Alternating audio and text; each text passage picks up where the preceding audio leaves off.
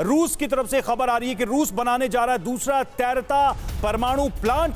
दुनिया को चेरनोबिल जैसे हादसे का डर सता रहा है। अगर जरा सी भी चूक हुई तो चेरनोबिल से बड़ा हादसा संभव है। चेरनोबिल हादसा जिसने एक पूरे शहर को ही तबाह कर दिया था। आज कई दशकों बाद भी चेरनोबिल में खतरनाक रेडिएशन है और जब भी किसी परमाणु संकट की बात आती है, किसी लीकेज की बात आती है, दुर्घटना की बात आती है तो सबसे पहला नाम चेरनोबिल दुर्घटना का ही आता है।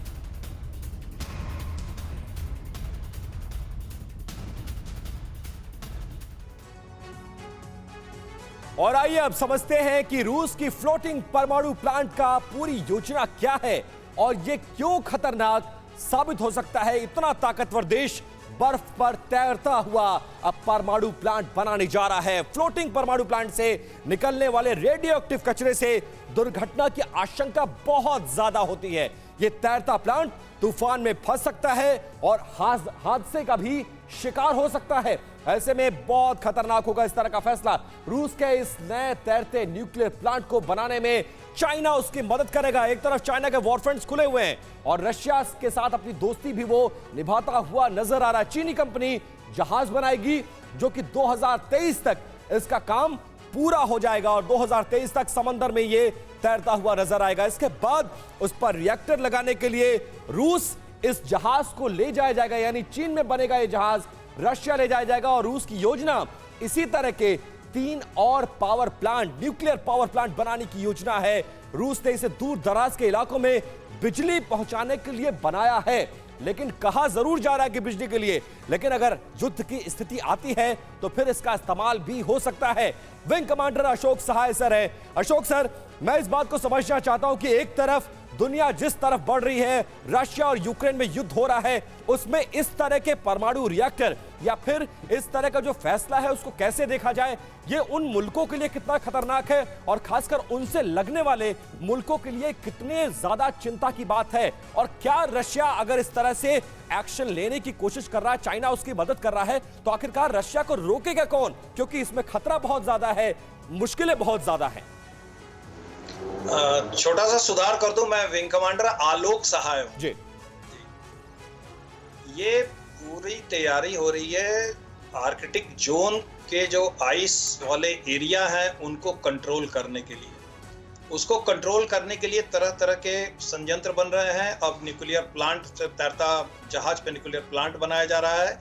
उस रीजन को अपने पूरी तरह कंट्रोल में लेने के लिए रूस बहुत ही इच्छुक है। अमेरिका भी काफी प्रयास कर चुका है रूस को उधर रोकने के लिए, क्योंकि वो क्षेत्र खनिजों का भंडार है। भविष्य में कई देशों को उससे बहुत ही बड़ी आर्थिक सर्ज मिलेगी। अगर उस एरिया में जो भी कंट्रोल करेगा उसकी इकोनॉमी बहुत ही अच्छी हो जाएगी। दूसरी बात कि वहां से ट्रेड रूट्स काफी छोटे पड़ जाएंगे। ये जो डिफरेंट कनाल्स हमने बनाए हैं ट्रेड रूट्स छोटे करने के लिए, आर्कटिक रीजन से ट्रेड रूट्स बहुत छोटे पड़ जाएंगे और बहुत जल्दी और बहुत कम समय में, कम खर्च में हम मालों का आवाजाही कर सकते हैं। तो ये पूरी तैयारी उस भविष्य के लिए हो रही है। आलोक सहाय जी, मेरा एक और सवाल है आपसे। अभी थोड़ी देर पहले जो हम चर्चा कर रहे थे कि रूस के राष्ट्रपति पुतिन के खिलाफ जो भी बोलेगा उसकी आवाज दबाने की हर संभव वो कोशिश होगी जो कि पुतिन करना चाहते हैं। तो क्या चीन के राष्ट्रपति शी जिनपिंग की तरह ही अब रूस के प्रेसिडेंट पुतिन भी तानाशाह रवैये के साथ, तानाशाह इमेज के साथ आगे बढ़ रहे हैं क्या? क्योंकि ना ही वो यूक्रेन के मुद्दे पर अपनी युद्ध की जंग के जो ईगो क्लैशेस है ना वो छोड़ रहे हैं, न जिद वो छोड़ रहे हैं, कोई नतीजा भी नहीं निकल रहा। और इस बीच उनके ही देश से ऐसी खबरें सामने आ रही हैं जहां बिजनेसमैन मर गया है संदिग्ध परिस्थितियों में, फिर जो भी उनके खिलाफ लिखता या बोलता है उसकी आवाज दबा दी जाती है। जी देखिए, जो 3 साम्यवादी देश हैं बड़े, एक तो रूस, चीन और उत्तर कोरिया, तो जिनपिंग और किम जोंग जो है इनके मुकाबले में रूस थोड़ा नम्र है।